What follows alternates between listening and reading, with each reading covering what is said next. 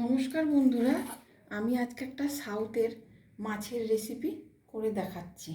এই মাছটা আমার একটু ভাজা ভাজা ছিল আগে, এইটা আরেকটু ভাজতে হবে।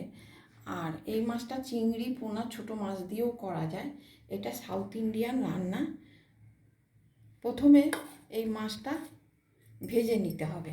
আচ্ছা, প্রথমে আমার লাগবে এই কারি পাতা, কাঁচা লঙ্কা, এই নারকেল,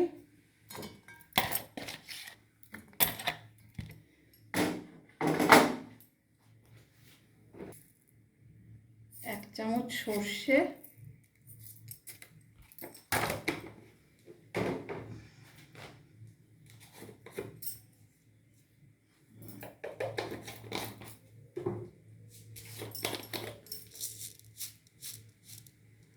এক চামচের মতো জিরে,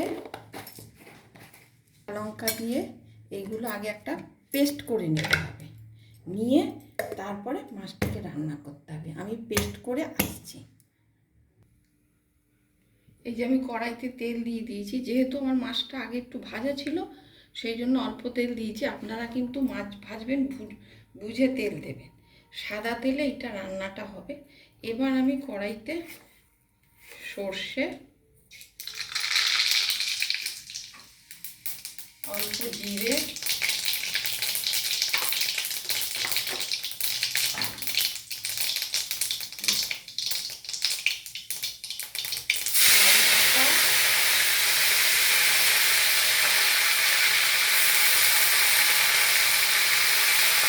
পেঁয়াজ,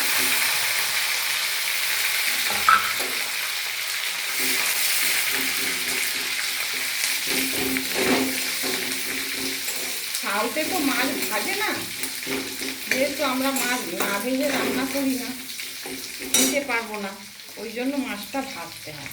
এবার মাছগুলো ছেড়ে দিই।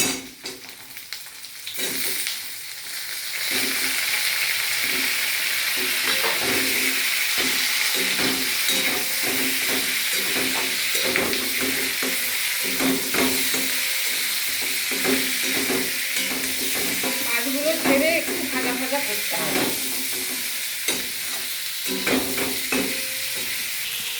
মাছগুলো আমার এরকম ভাজা ভাজা হয়ে গেছে। এইবারে আমি এর মধ্যে নারকেল, সর্ষে, জিরে যে বেটে রেখেছিলাম, কাঁচা লঙ্কা, সেটা এখন দিয়ে দেবো।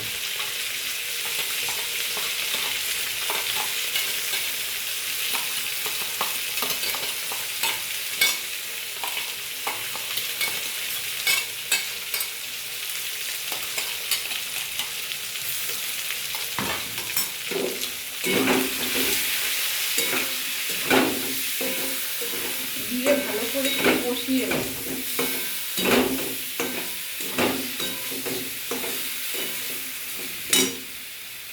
এরপর এর মধ্যে একটু হলুদ দেব,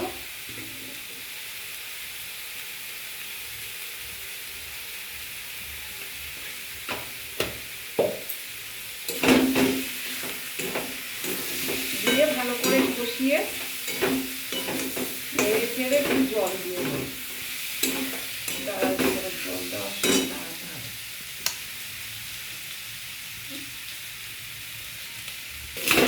এই যে আমার কষানো হয়ে গেছে। এরপরে আমি এর মধ্যে জল দিয়ে দেবো। জল দিয়ে ফুটতে দেবো। বন্ধুরা, ওরা তো ওদের মতো রান্না করে, কিন্তু সেইটাই আমি ঘুরিয়ে ফিরে আমাদের মতো করে করছি। কেননা ওদের মতো কাঁচা মাছ রান্না তো আমরা খেতে পারবো না।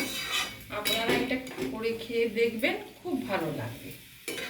এখন ফুটবে, মাছটা ফুটলে পরে আমি আবার আসছি।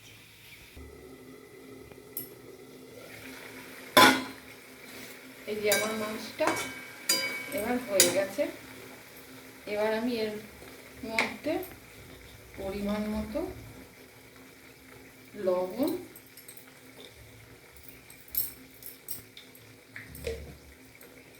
আর দেব কটা কাঁচা লঙ্কা চেরা,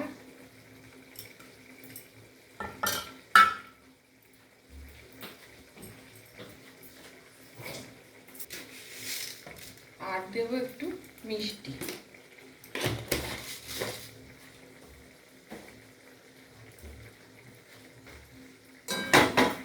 দিয়ে এইবারে নামিয়ে নেব।